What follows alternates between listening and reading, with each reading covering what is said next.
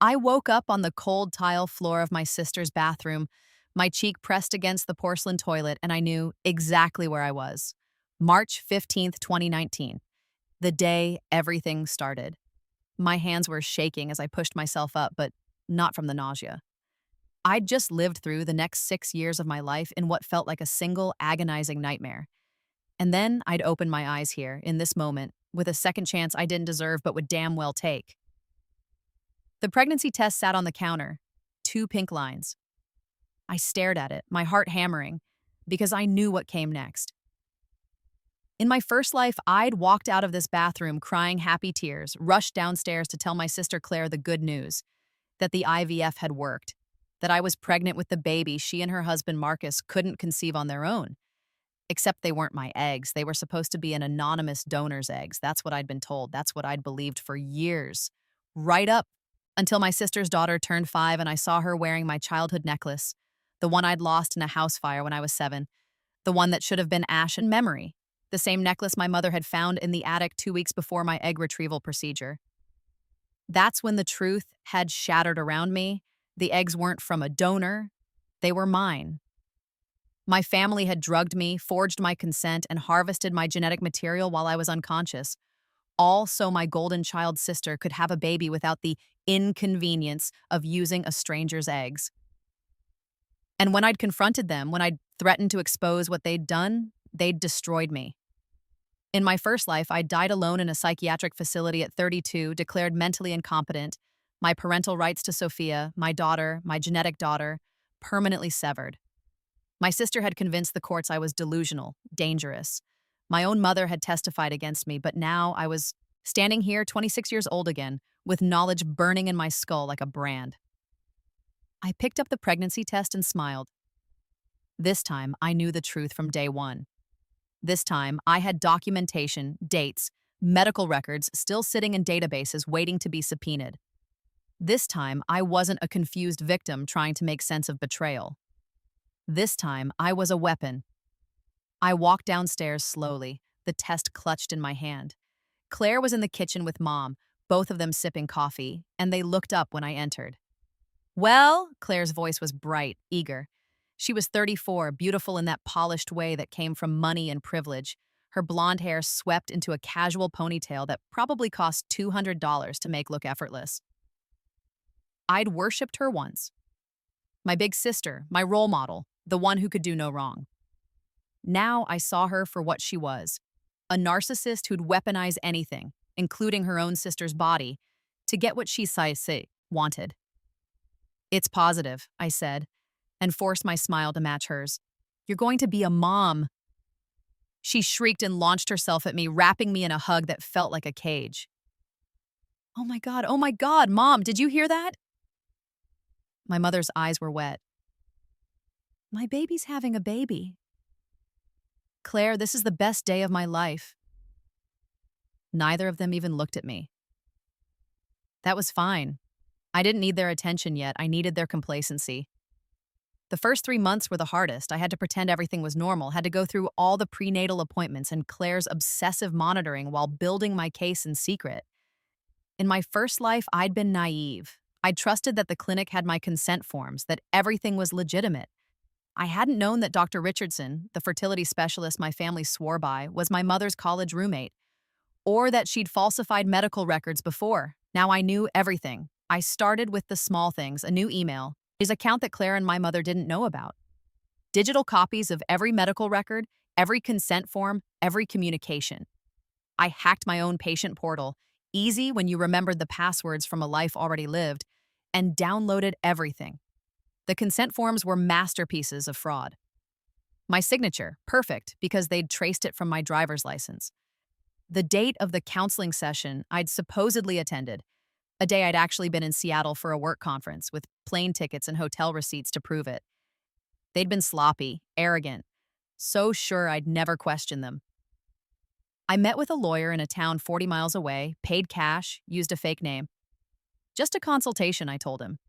Hypothetically, if someone had their eggs taken without consent, what would that case look like? He'd leaned back in his chair, studying me with sharp eyes. Hypothetically, that's assault. reproductive coercion, fraud. If you could prove it, and that's a big if, you'd be looking at criminal charges against the medical provider and a civil case that could go a dozen different directions, including custody of any resulting children. His eyebrows had risen. That would be complicated. Biologically, if they're your eggs, you're the genetic mother. But if you consented to donate, I didn't. Then yes, you'd have parental rights, but fighting for custody against someone who's been raising the child? That's brutal. Courts favor stability, established relationships. He'd paused. Hypothetically. I'd smiled. What if I could prove they knew I didn't consent? That they conspired to harvest my eggs through fraud and force? Then you'd burn their lives to the ground. Perfect. I played my part beautifully. The devoted younger sister, so thrilled to help Claire achieve her dreams. I went to every ultrasound, let her post photos of my growing belly on social media, always carefully cropped to hide my face, to protect the, surrogate's privacy, she claimed, though we all knew it was so her friends would think she was the pregnant one. Marcus was barely involved. Claire's husband was a cardiothoracic surgeon, too busy saving lives to notice his wife was a monster. In my first life, I thought he was complicit, but now I recognize the signs. He was her victim too, just a different kind. She'd trapped him with pregnancy scares and manipulation long before she'd turned her sights on me. I almost felt sorry for him. Almost. At 5 months, Claire threw a baby shower for herself. I wasn't invited to the main party, just the intimate family setup the day before, where I was expected to blow up balloons and arrange gift bags. Mom found me in the kitchen, struggling with a stubborn balloon. "You know how much this means to your sister," she said, not looking at me. She was arranging macarons on a crystal platter, each one probably $8. After everything she's been through. Everything she'd been through. 4 failed IVF rounds with her own eggs, each one a tragedy that had consumed our family's emotional bandwidth for months. Never mind that I'd been struggling through graduate school, working 3 jobs to pay tuition while Claire cried about her barren womb in her 6-bedroom house. I know, Mom. You're doing such a good thing, giving her this gift. She finally looked at me, and her expression was so warm, so proud, that I wanted to scream. You're a wonderful sister. In my first life, those words had sustained me through the pregnancy. I'd clung to them, told myself I was noble and selfless. Now they made me sick. She's lucky to have me, I said, and meant it in a way my mother would never understand. Sophia was born on October 3rd at 3:47 a.m. 7 pounds, 6 ounces with dark hair in my eyes, my grandfather's eyes, heterochromatic, 1 blue and 1 green. I held her for exactly 90 seconds before a nurse took her away and placed her in Claire's arms. My sister looked down at my daughter, our daughter, and cried. She's perfect. Marcus, look at her. She's absolutely perfect. I felt the phantom ache of a grief I'd already lived through, the memory of this moment from my first life when I'd thought I was just emotional, when I hadn't known why holding Sophia felt like losing a piece of my soul. Now I knew.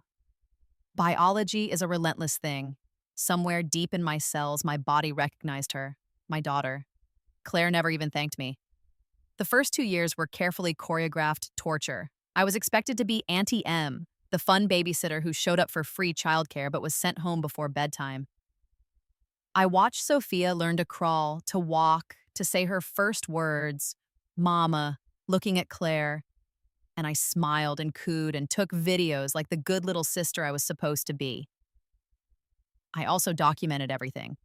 Every time Claire got frustrated with Sophia's crying and handed her off to me with a disgusted, God, I need a break. Every time Mom made comments about how Sophia had Emily's nose, isn't that funny? Every time Marcus looked uncomfortable when Claire insisted Sophia was all theirs, genetically ours, the surrogate was just an oven. I recorded conversations on my phone, built a timeline, gathered evidence, and I waited. In my first life, I'd confronted them when Sophia was 5, too late. By then, Claire had established herself as the mother, had years of photos and memories and court-favorable documentation. I'd looked like a delusional woman trying to steal her sister's child. This time would be different. This time, I'd strike while Sophia was still young enough that the courts would prioritize genetic truth over established routine. Before Claire's bond was unbreakable in the eyes of the law. On Sophia's second birthday, I filed the lawsuit. The explosion was spectacular. Claire called me at 11 p.m., her voice shaking with rage. "What the fuck did you must do?" I was in my apartment, a small one-bedroom I'd been saving every penny to upgrade, living like a monk while building my war chest. I'd been expecting this call. "I filed for custody of my daughter," I said calmly. "Did you really think I wouldn't figure it out?" Are you insane? Sophia isn't yours. You were a surrogate." "I was an unwilling egg donor. There's a difference, especially when the consent forms are forged." Silence. Long, damning silence. "M." Her voice changed, became wheedling, the tone she used when she wanted something. "M, sweetie, I don't know what you think happened, but March 8th, 2019. You and Mom brought me to Dr. Richardson's office, told me we were just doing a consultation about your IVF options. You gave me a vitamin smoothie that was actually loaded with sedatives. While I was unconscious, Dr. Richardson performed the egg retrieval. You used my eggs in your IVF cycle and told me I was carrying a donor embryo." Another silence. "You can't prove that." "I have the medical records, the real ones, not the forged consent forms. I have the pharmacy records showing Mom's prescription for Rohypnol filled 2 days before. I have my credit card statement proving I was supposed to be at work that day, but mysteriously called in sick. A call, by the way, that came from Mom's cell phone, which I can prove through phone records. I have text messages between you and Mom discussing the plan. Should I go on?" I heard her breathing, ragged and panicked. "I also have genetic testing," I continued. "Court-admissible DNA results proving Sophia is biologically mine, not a surrogate, mine." "This is insane. Mom would never, Mom would do anything for you. We both know that." I felt something dark and bitter rise in my throat. I was always the spare parts daughter, wasn't I?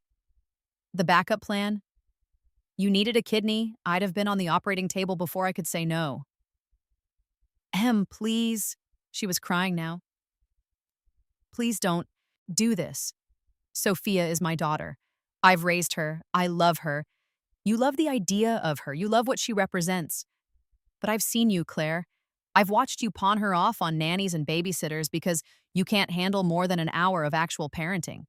I've seen you get Botox while she was sick with pneumonia because you couldn't reschedule. That's not fair. You know what's not fair? Stealing someone's genetic material. Stealing their child.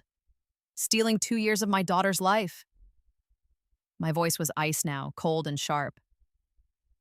"See you in court." I hung up. My phone rang 47 more times that night. Claire, Mom, Marcus, even my father, who I'd barely spoken to in years, who'd checked out of family drama long ago. I ignored them all. My lawyer, a real one this time, a family law shark named Patricia Chen, who'd made her career destroying cases like Claire's, sent me a text at 1 a.m. They lawyered up, got Morrison and Associates. This is going to be fun. I smiled in the darkness of my apartment and finally fell asleep. The preliminary hearings were a bloodbath. Claire's lawyers came out swinging, painting me as an unstable woman suffering from some kind of delusional break, imagining a conspiracy where none existed. They presented the forged consent forms, character witnesses attesting to my erratic behavior, a psychiatrist's evaluation suggesting I had borderline personality disorder with paranoid features. Patricia tore them apart. "Your Honor, I'd like to submit evidence items 23 through 45, phone records, text messages, and email communications between Claire Morrison, Angela Chen, the plaintiff's mother, and Dr. Vivian Richardson, discussing in explicit detail their plan to harvest Ms. Chen's eggs without her knowledge." The judge, a stern woman in her 60s named Margaret Kowalski, had looked up sharply. "Explicit detail?" "Yes, Your Honor. including discussions of which sedative to use, how to forge the Salma consent forms, and how to ensure Ms. Chen didn't remember the procedure. Patricia had placed a thick binder on the bench. It's all here. They were idiots enough to put their conspiracy in writing. I watched Claire's face go white. Her lawyer, a silver-haired man named Garrett Morrison, probably costing her $500 an hour, had sputtered. Your Honor, we'd need time to review the authenticity of these alleged. They're authenticated, Patricia said crisply. Chain of custody documented, verified by 2 independent forensic analysts. We also have pharmacy records showing Angela Chen filled a prescription for Rohypnol 3 days before the alleged assault. Alleged? I couldn't help it. The word burst out of me. There's nothing alleged about it. They drugged me and stole my eggs. Judge Kowalski had gavelled me into silence, but her eyes were sharp. Ms. Chen, I understand your frustration, but please allow your attorney to speak. Apologies, Your Honor. I'd sat back, shaking. Patricia had continued, relentless. We also have medical records showing Ms. Emily Chen was in Seattle on the date she supposedly signed consent forms in Portland. We have her employer's records, her hotel receipts, her flight information. She was 400 miles away when she allegedly sat in Dr. Richardson's office and agreed to this procedure. Morrison had tried to rally. Even if, and I'm not conceding anything, but even if there were irregularities in the consent process, Ms. Morrison has been Sophia's mother for 2 years. She's the only mother this child knows. The court must consider the child's best interests. The child's best interests include having a relationship with her biological mother, who was prevented from that relationship through fraud and force, Patricia had snapped. Ms. Morrison has no genetic relationship to Sophia. She's been raising a child that was stolen from my client. That's a gross mischaracterization. Is it, Pat? Patricia had smiled, cold and sharp. Because we also have evidence that Ms. Morrison has been aware of the genetic truth since before Sophia's birth. We have text messages where she refers to Sophia as having Emily's genetics and discusses how to prevent Ms. Chen from figuring it out. This wasn't a good faith surrogacy gone wrong. This was a premeditated theft of reproductive material and the resulting child. Judge Kowalski had removed her glasses, cleaning them slowly. A bad sign for Claire's side. I'm going to order genetic testing, she'd said finally. Court-supervised independent laboratory. If Ms. Chen is indeed Sophia's biological mother, we'll proceed to a full custody hearing. In the meantime, she'd paused, looking at me. Ms. Chen, do you have a stable living situation? Yes, Your Honor, I have a 2-bedroom apartment, steady employment as a data analyst, no criminal record, and I've completed a parenting course in preparation for this case. Claire had made a strangled noise. The judge ignored her. I'm ordering supervised visitation. Ms. Chen will have 4 hours per week with Sophia, supervised by a court-appointed monitor, starting this week. Your Honor, Morrison had stood. That's highly irregular. So is drugging someone and harvesting their eggs without consent, counselor. Judge Kowalski's voice could have frozen nitrogen. Motion granted. We'll reconvene in 30 days for the custody hearing after genetic results are processed. I'd walked out of that courtroom trying not to smile. Behind me, I heard Claire sobbing. The first supervised visit was at a neutral location, a family center with bright walls and donated toys, everything carefully designed to be non-threatening. Sophia arrived holding Claire's hand, looking confused and a little scared.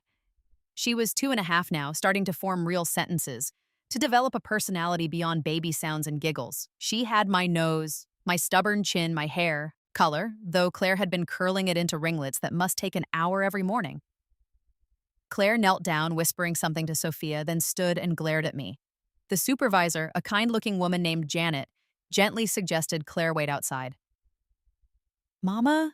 Sophia's voice was small. My heart cracked. Your mama is waiting right outside, sweetie. I'm Emily. Your Aunt Em? Recognition flickered. She'd seen me at family events, brief visits where I'd been allowed to admire her from a distance, but never really interact. Aunt Em, she repeated, and some of the fear left her face. We played with blocks. I let her lead, following her instructions to build a castle for Princess. She was bossy, imperious, delighted when I pretended to be the dragon she needed to defeat. She laughed, and the sound was everything. 4 hours passed like 4 minutes. When Claire came back to collect her, Sophia was chattering about the castle, about how Aunt Em is funny, about wanting to come back. Claire's expression was pure poison. The genetic results came back exactly as I knew they would. 99.9% probability that I was Sophia's biological mother. The courthouse the day those results were presented was packed. Somehow the case had leaked, probably Patricia's doing, though she'd never admit it, and the media had latched onto it. "Fertility fraud case rocks Portland," read the headlines. "Woman sues sister for custody after eggs stolen." I became a story. The victim everyone could root for, the wronged woman fighting for her child. Claire became the villain. Her lawyers tried everything. They argued that genetics didn't matter, that Claire was the psychological parent. They brought in experts who testified about attachment theory, about the trauma of removing a child from their primary caregiver. Patricia demolished them. She brought in her own experts who testified about the trauma of being separated from one's biological child. She presented evidence of Claire's subpar parenting, nannies who testified that Claire would go days without spending meaningful time with Sophia, that she was more interested in Instagram photos than actual childcare. She called me to the stand. "Ms. Chen, can you describe the moment you realized Sophia was your biological daughter?" I took a breath, remembering. In my first life, I paused. I couldn't say that. I started to suspect when Sophia was about 3 months old. She had these distinctive heterochromatic eyes, one blue, one green. My grandfather had the same eyes. It's incredibly rare, less than 1% of the population. And I saw how she'd make comments. "Funny how Sophia looks just like you, Em. Good thing she got your nose instead of Marcus's." It felt cruel, but I didn't understand why until later. "When did you know for certain?" "When I found the text messages, I'd borrowed Claire's phone to make a call. Mine was dead, and I saw a thread between her and my mother. They were discussing how to keep me from figuring it out. They talked about the sedation, the forged consent, everything." I looked at the jury. They talked about me like I was a thing, a convenient womb, not a person. How did that make you feel? Betrayed. Violated. I felt tears coming and didn't fight them. These were the people who were supposed to love me, protect me, and they conspired to steal my child. Claire's lawyer on cross-examination tried to make me look vindictive. "Ms. Chen, isn't it true that you've struggled with mental health issues?" I was diagnosed with PTSD and depression after discovering what my family did to me. That's not a mental health issue, that's a normal response to trauma. You've been unemployed for periods? I was in graduate school working toward my master's degree. I graduated summa cum laude. I smiled at him. Unlike your client who dropped out of community college. Objection! Morrison was on his feet. Sustained. But Judge Kowalski was fighting a smile. "Ms. Chen, please just answer the questions asked." "Apologies, Your Honor." Morrison tried again. You've never been a parent. Don't you think removing Sophia from the only mother she's known would be traumatic?" "I think lying to a child about her origins is traumatic. I think being raised by someone who sees her as a possession rather than a person is traumatic." I leaned forward. I didn't want to take Sophia away from Claire. I wanted us both to be in her life.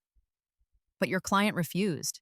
She said I had no rights, that I was nothing but a womb for hire. She tried to erase me from my own daughter's life. So yes, I'm fighting for custody, because Sophia deserves a parent who will love her unconditionally, not someone who sees her as a prize to be won. The jury had looked at Claire.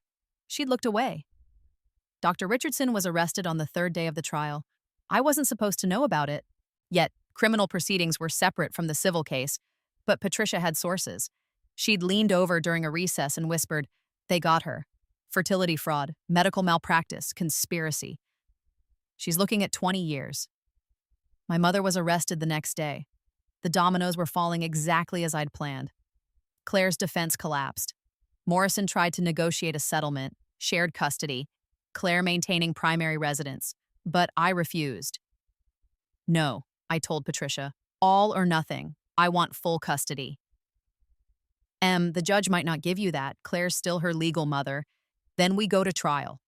We show the jury every text message, every piece of evidence. We destroy her.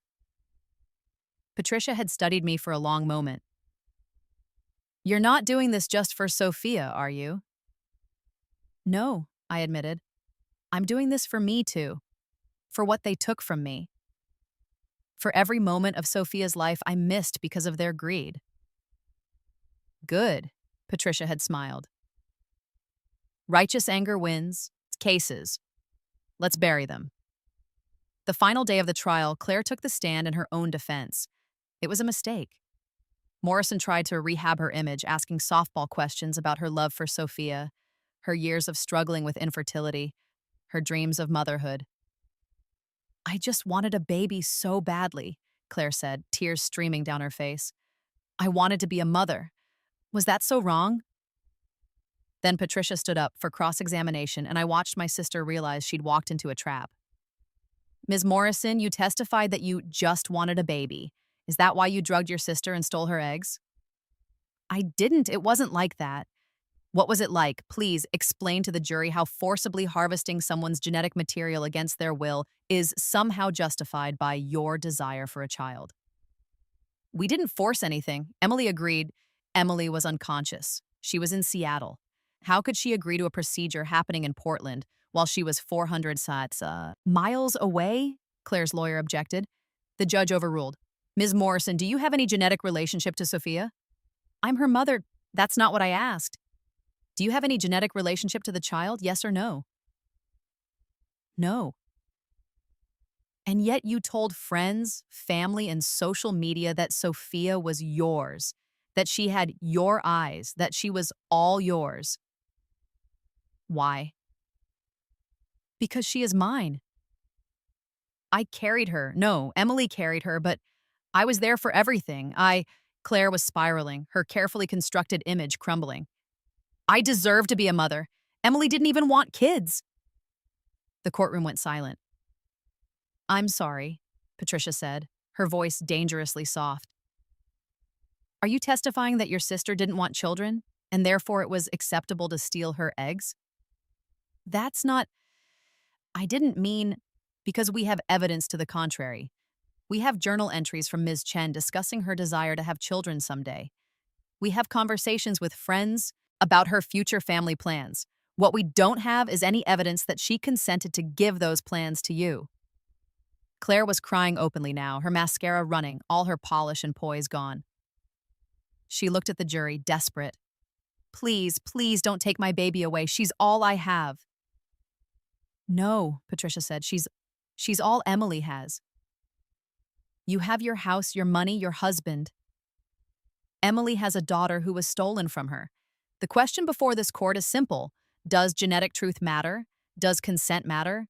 Or can anyone with enough money and connections simply take what they want? The jury deliberated for 3 hours. When they came back, the forewoman, a middle-aged black woman with kind eyes, read the verdict. We find in favor of the plaintiff, Emily Chen. We award full legal and physical custody of Sophia Morrison to Ms. Chen with supervised visitation for Claire Morrison pending evaluation.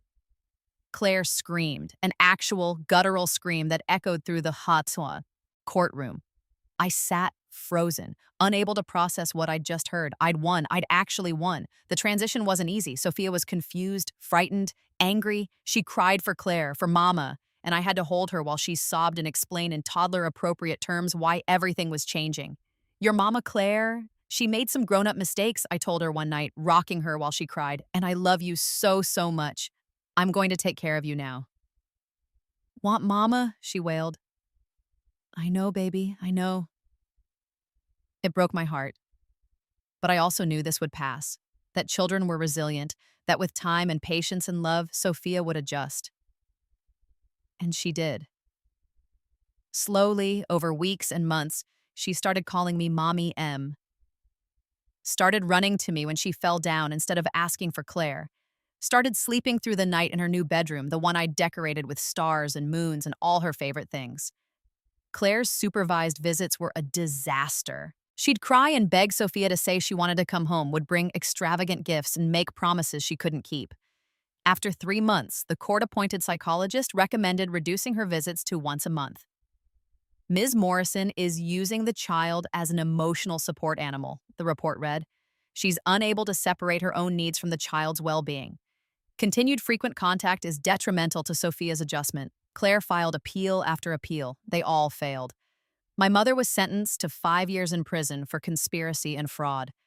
Dr. Richardson got 12 years. Claire wasn't criminally charged. The statute of limitations had passed on some of the offenses, and prosecutors decided the civil case was punishment enough. But she'd lost everything else. Marcus divorced her, sickened by what he'd learned during the trial. Her friends abandoned her.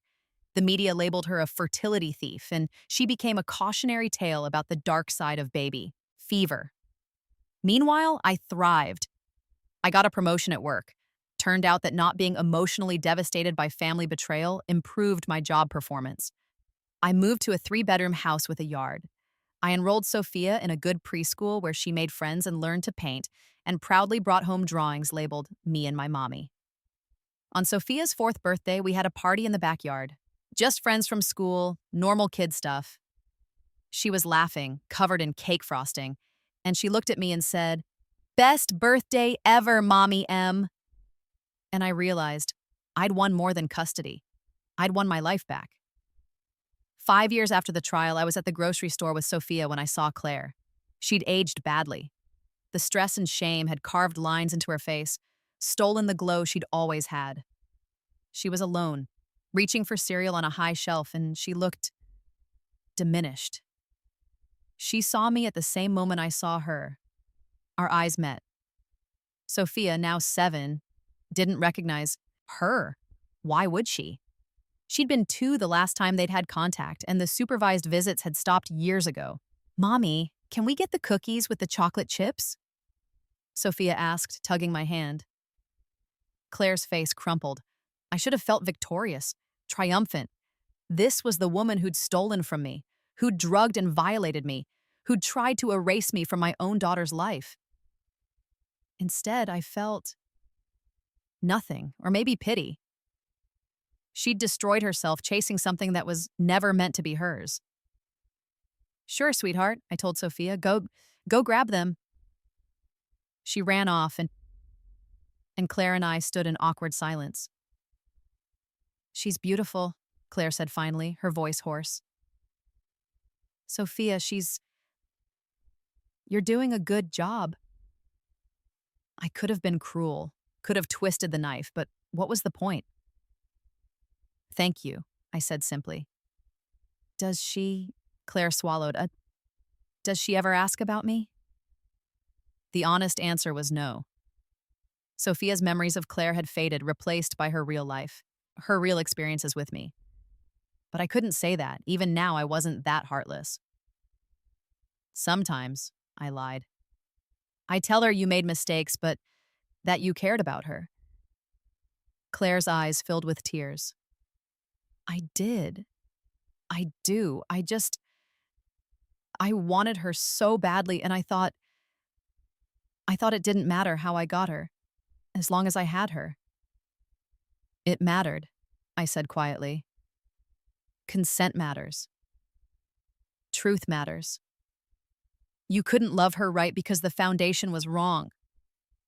She nodded, tears spilling over. I know that now." Sophia came running back with the cookies, and I took her hand. "We should go," I said. Emily," Claire's voice stopped me. "I'm sorry. I know it doesn't fix anything. But I'm sorry. For all of it." I looked at her, really looked at her, and saw a broken woman who'd gambled everything on a lie and lost. "I know," I said, and I walked away. That night, after Sophia was asleep, I sat on her bed and watched her breathe. She was sprawled across the mattress, like a starfish, one arm clutching her favorite stuffed rabbit, her dark hair a halo around her face. She had my grandfather's eyes, my nose, my stubborn determination, but She also had her own spirit, her own laugh, her own dreams, her own personality that was wholly, completely hers. I'd spent so much time fighting for her, fighting to be her mother, that I'd almost forgotten the most important part. She wasn't a prize to be won. She was a person. My daughter, yes, but her own person. I love you, I whispered, brushing her hair back. More than you'll ever know. She stirred, mumbling something in her sleep, and settled back into dreams. In my first life, I'd died believing I'd failed her. Believing I was crazy, that I'd imagined the whole conspiracy, that I deserved to be locked away, but I'd been given something impossible, a second chance. And I'd used it to reclaim not just my daughter, but myself. Claire had tried to make me a victim, had tried to reduce me to a womb, a convenient source of genetic material with no rights, no voice, no power. She'd failed. I was Emily Chen. I was Sophia's mother. I was a survivor who'd fought her way through hell and come out the other side carrying everything that mattered. And I'd won. Not just the custody case, though that was part of it. I'd won my autonomy, my truth, my future. I'd won the right to tuck my daughter into bed at night and know that no one could take this from me again. Some people get second chances through luck or grace. I got mine through rebirth and rage. And I'd made damn sure I didn't waste it. Epilogue. 10 years after the trial, I was invited to speak at a medical ethics conference about reproductive rights and consent. The organizers wanted me to share my story to put a human face on fertility fraud. I almost said no, but then I thought about all the women who might be going through what I went through. Women who'd been coerced or drugged or lied to, who had their reproductive choices stolen from them. So I said yes. The auditorium was packed. I stood at the podium looking out at hundreds of faces, doctors, ethicists, lawyers, activists, and took a breath. My name is Emily Chen, I began. And when I was 26 years old, my family drugged me and stole my eggs. I told them everything. The betrayal, the gaslighting, the years of not knowing why I felt so drawn to my sister's child.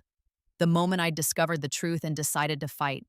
And I told them about the rebirth, not the literal version. I couldn't explain that I'd actually lived through this twice, that I'd been given a supernatural second chance. Instead, I framed it as a metaphor. I had to die to my old life, I said. Die to the idea that family was sacred, that blood made people trustworthy, that love was unconditional. I had to kill the version of myself that accepted abuse because I was afraid of being alone.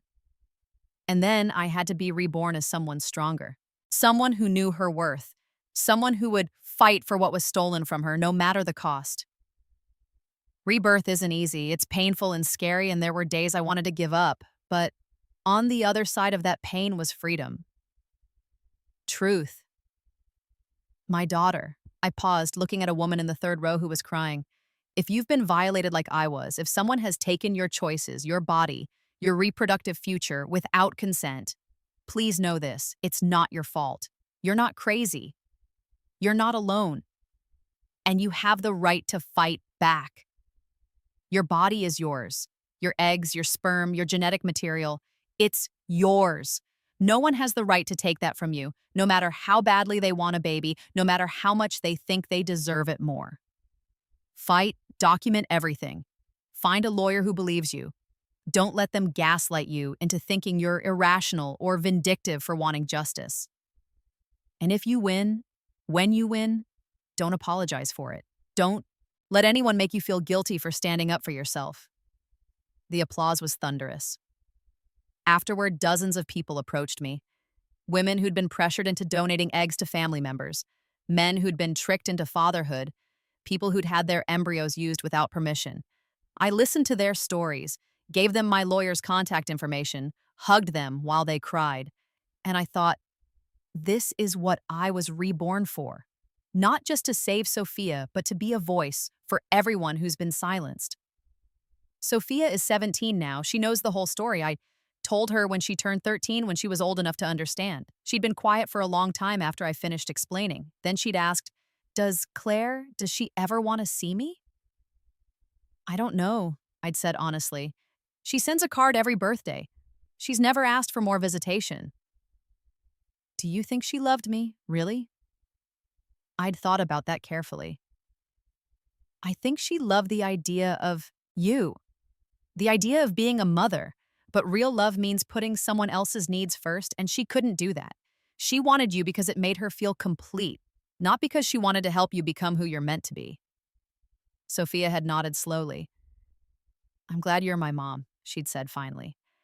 Like my real mom, the one who fought for me. Always, I'd promised. Now she's applying to colleges, thinking about studying law or medicine, or maybe both. She's brilliant and fierce and kind, and she doesn't let anyone push her around. She's everything I hoped she'd be. And sometimes, late at night, I wonder about the other timeline. The one where I didn't get a second chance, where I died in that facility, where Sophia grew up thinking Claire was her mother, and I was just the crazy aunt who'd tried to kidnap her. I wonder what kind of person she would have become in that world. But then I look at the daughter I have, confident, loved, aware of her worth, and I know I made the right choices, every single one of them. Last week, I got a letter from Claire. She's living in Arizona now, working as a receptionist, attending therapy twice a week.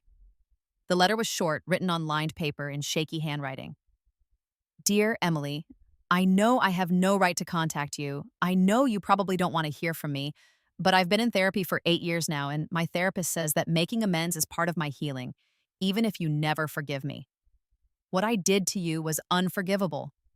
I stole your body, your choice, your daughter. I told myself I deserved to be a mother, that my pain justified any action. I was wrong. I've thought a lot about why I did it. I think I was so obsessed with the idea of biological motherhood that I stopped seeing you as a person. You were just a means to an end, a way to get what I wanted. That's the thing about obsession. It makes you cruel. It makes you capable of things you'd never imagine. I'm not asking for forgiveness. I'm not asking to see Sophia. I know I lost that right. I just wanted you to know that I understand now. I understand what I took from you. I hope Sophia is happy. I hope she's everything you wanted her to be. I'm sorry, Claire. I read the letter 3 times. Then I put it in a box with all the other documentation from the case, the evidence, the court records, the articles. Someday, when Sophia has children of her own, maybe I'll show her. Maybe she'll want to understand the full scope of what happened. Or maybe she won't. Maybe she'll want to leave it buried, to focus on the future instead of the past. Either way, I'll respect her choice. Because that's what real love is, giving someone the power to make their own decisions, even when you disagree, even when it hurts. I'm 42 now, Sophia is 17, Claire is 50, my mother is out of prison, and Dr. Richardson died in jail last year. The story has a neat ending for the media. Villain punished, victim vindicated, child thriving. But real life isn't that simple. I still have nightmares sometimes. Still wake up in a cold sweat, convinced I'm back in that psychiatric facility, convinced this life is the dream and that one was real. Sophia still has abandonment issues, still gets anxious when I travel for work. Claire is still broken. My mother sent me a letter when she got out of prison. I burned it without reading it. But we survive. We heal. We move forward. And every morning when Sophia comes down for breakfast, tall and beautiful and so much herself, I remember why I fought. Not for revenge, though that was part of it. Not for justice, though that mattered too. I fought because she was mine, because they'd tried to erase me and I refused to be erased. Because sometimes, when the world tries to make you disappear, the only option is to burn so bright they can't look away. I was reborn in fire and rage, and I emerged holding everything that mattered. My daughter, my truth, my life. They made me give her my donor eggs. After Rebirth, I sued for custody and won, and I'd do it again in a heartbeat.